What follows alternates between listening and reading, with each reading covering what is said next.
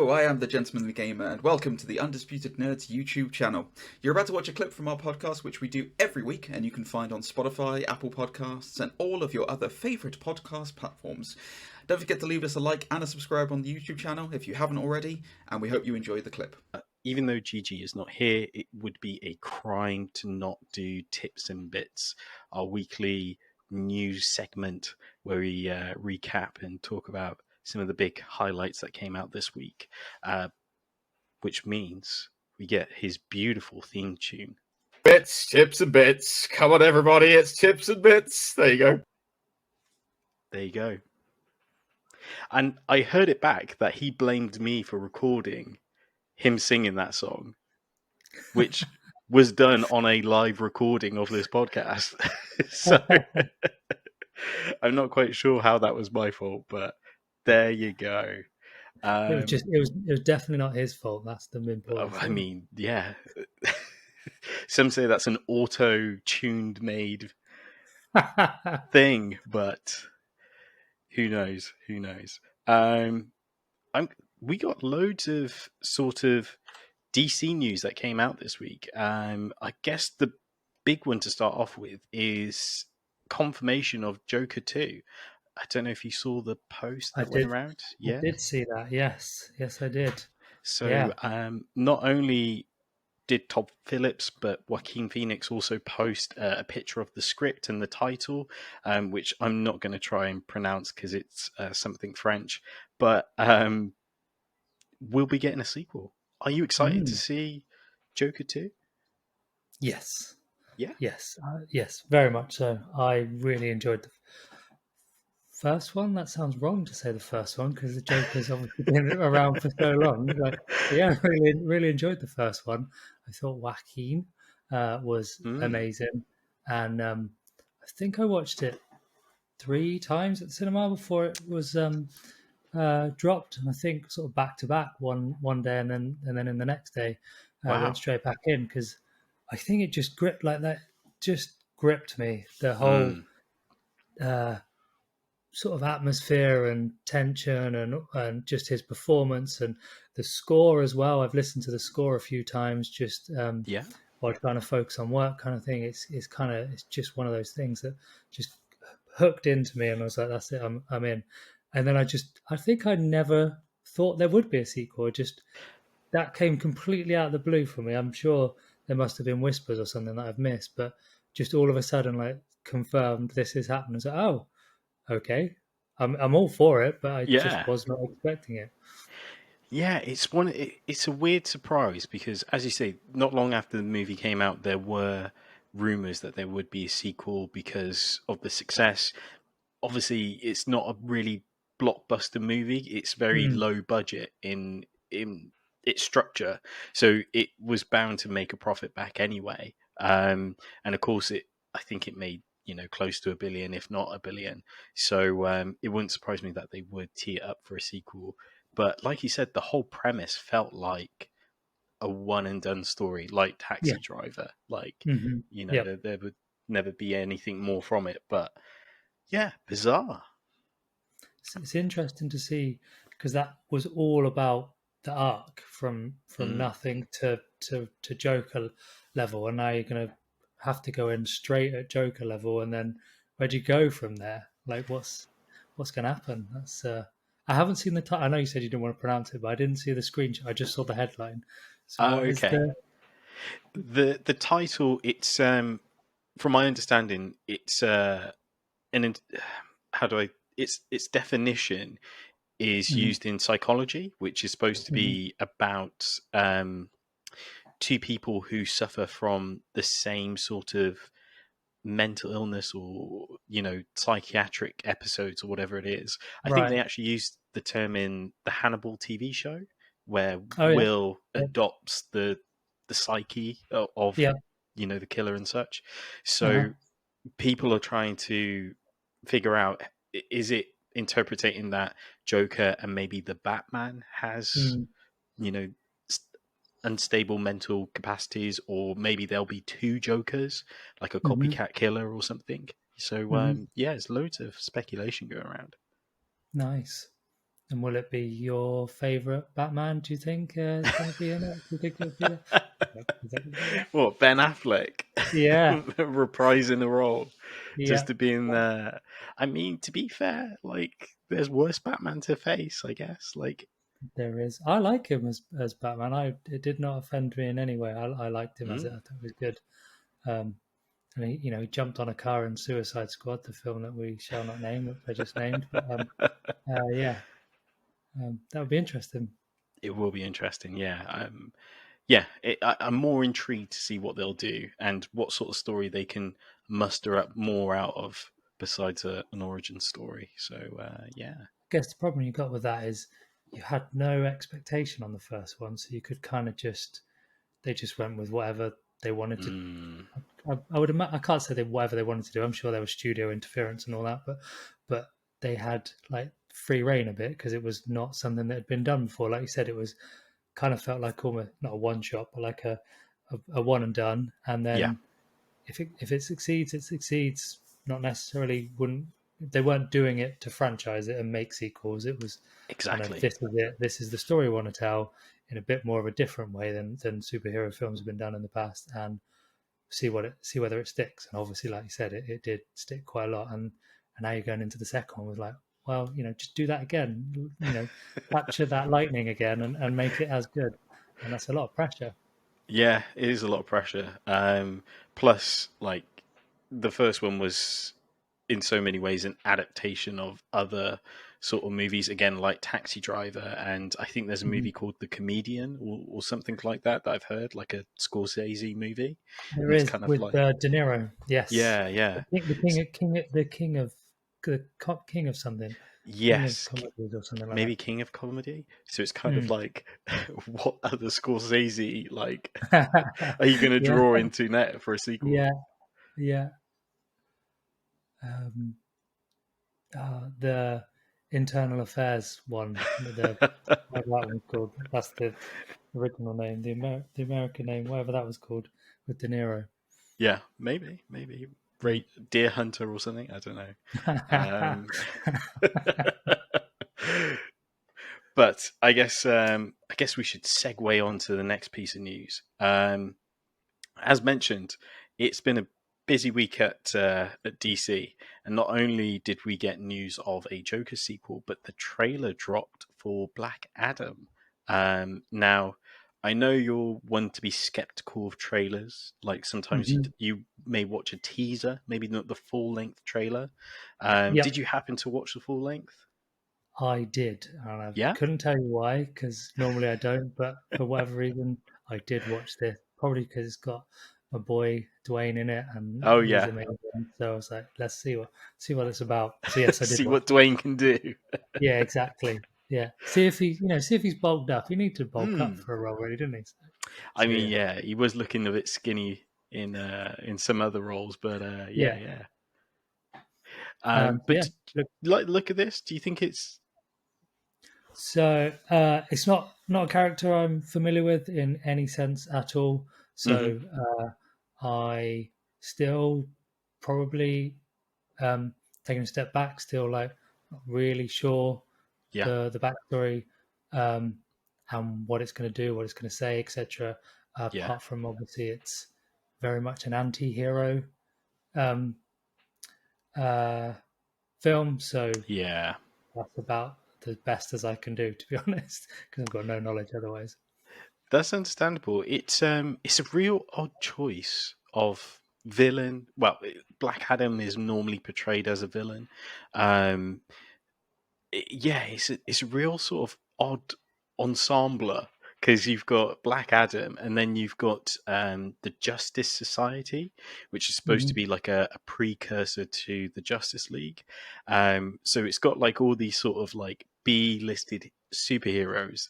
But what I find so weird about it is Pierce Brosnan's in this as Dr. Fate. Which is kind of like, I guess to an extent you could say it's like DC's version of Doctor Strange. But it's Pierce Brosnan, like Bond's back. I think I almost missed him because I feel like he was just was he only in it in a one shot in the trailer? Like, with the what, singular line, or did I miss that he was in it a couple of times? I want to say there's maybe 2 shots you see him, and there's one yeah. shot of him in the helmet, like conjuring Okay. spells. Yeah. But I'm just blown away that Pierce Brosnan is in this, which is crazy to me. Also, I don't know if you've seen this already, but a lot of people have compared a lot of the shots in the trailer to moments in the in the Marvel MCU. All right. No, not seen that. So, for example, there's the opening with the jet flying over, looks identical to the jet in Black Panther when it goes into Wakanda. I can see that. Yeah. And there's a spot where Hawkman jumps through a hole in the ship, again replicating sort of Black Panther. There's loads of little bits. Black Adam being put into like a sci-fi case, resembles that of Captain America. Yep. And of course, the 2 fighter jets coming up alongside Black Adam is similar to Iron Man 1. Mm-hmm. So, a lot of people are noticing like comparisons.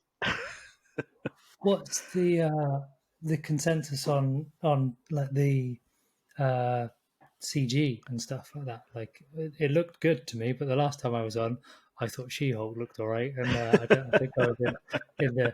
I think the only one I thought was that 2 jet shot.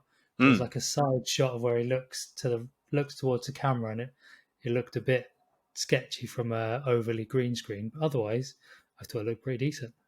Yeah, I think what the major reaction, and my reaction as well, is his display of power.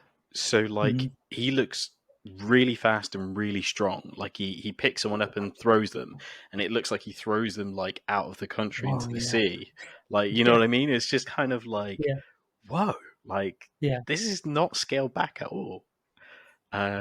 So yeah, it looks expensive. Like, it's right after the line of something about superheroes don't kill people, and he was like, "Well, I do," and then he throws them up in the air. Yeah. So that was nice. That was nice.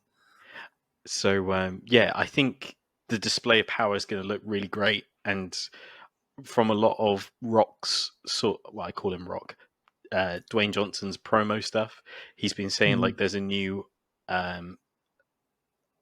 what's the word, hierarchy in power, so which makes me think, oh, maybe they are kind of dialing up the power thing more to kind of sell it.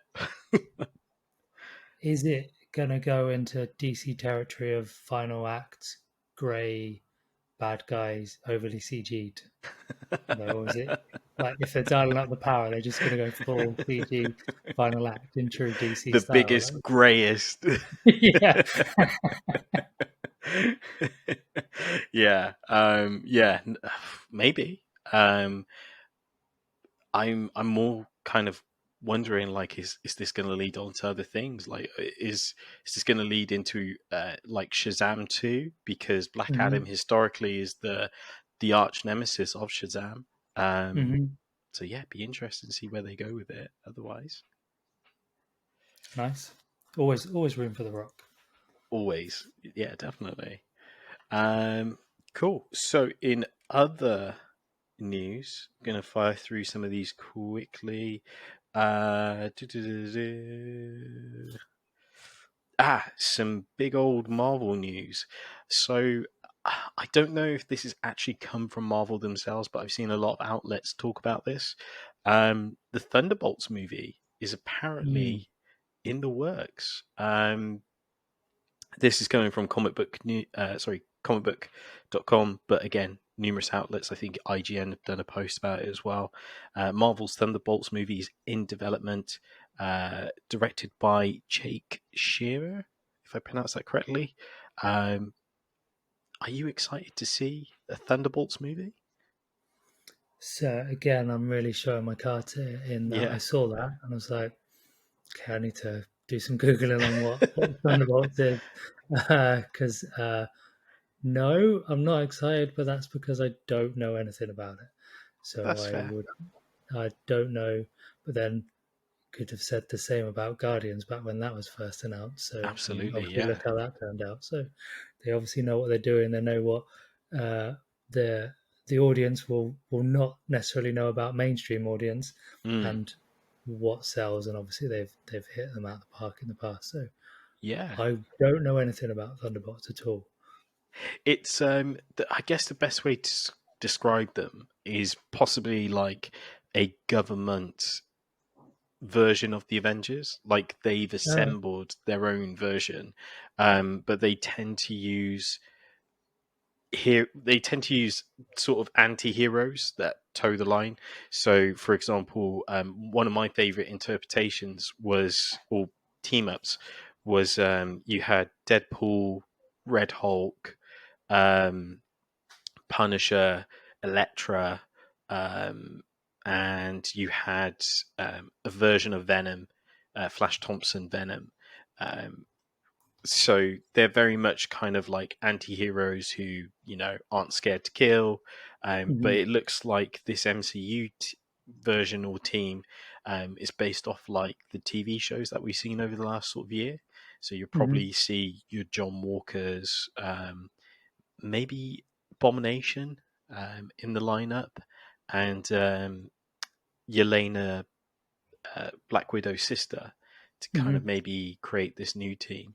So, and of course Zemo as well, before I forget, from Falcon and Winter Soldier. So you're telling me there's going to be Zemo dancing in a film in the cinema? That's all we need. That's it. I'm in. You've sold it to me. What can I say? Like him dancing with Yelena watching, just giving him criticism. It writes itself, doesn't it? Like, yeah. I'm going to hit off with some. I'm going to end it with some last piece of news, and then we'll get on to the main subject. I know you're a big gamer and a big fan of this, but The Last of Us HBO TV show reveals the first look at Joel and Ellie. Now, I saw a rumor online that potentially the voice actors of Joel and Ellie will make an appearance in the show. Are you excited to see the show? Yes, and yes, that was confirmed yesterday. It was confirmed. Game. Yeah, they came out on stage with Neil Druckmann, and can't remember the names, but the voice actors, they are in it. They wouldn't say the role, but yes, they are in it. And then the screenshot they showed of Joel and Ellie looked on point. Nothing was an alarm bell saying, "Oh, they've changed this or they've tweaked this," or any of that sort of stuff that you would expect.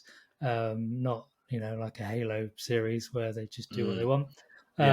So it looked good, and from what Neil was saying on stage, me and Neil were bezies, that he was just banging on about how true to the source material, and that's always going to be a win. And I've played that game probably three times through. They're remaking it as well for PS5.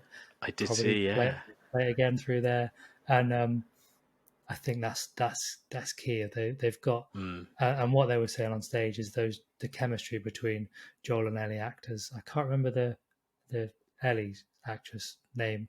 She was the kid in Game of Thrones, or one of the kids in Game of Thrones. I'm pretty sure she was one of the Greys or something like that. Again, terrible in that, but she looked good, and the chemistry between them two apparently is on and off screen was spot on for the characters they're portraying. So that's great. I'm very excited for that, and I think today is the last day of their filming, so they wrapped today.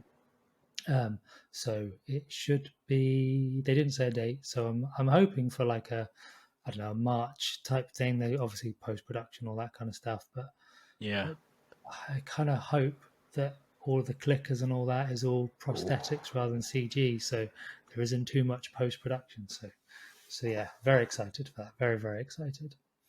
Yeah, it's I guess the post production thing is a funny thing to mention. Like, we now live on the other side of Stranger Things season 4 part 1, and seeing how much they've leaned more in prosthetics in that compared obviously using a little bit of CGI here and there, but the fact that they've leaned more into prosthetics, I think is a massive payoff. Like, just adds an extra element. So good. Yeah, so good. Something like 90, they said like 95% of that was all prosthetics, and wow, something ridiculous. And I just kept watching that going, that can't all be, surely, because there's so many like moving, I want to say they're veins, but they're whatever they are, vines, veins, sort of so much that has to be the CG part of it, because that's going to be difficult.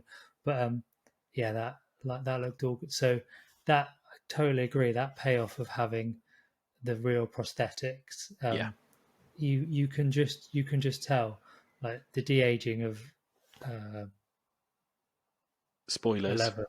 Yeah, sorry, I just realised I probably should have said that. Edit that out.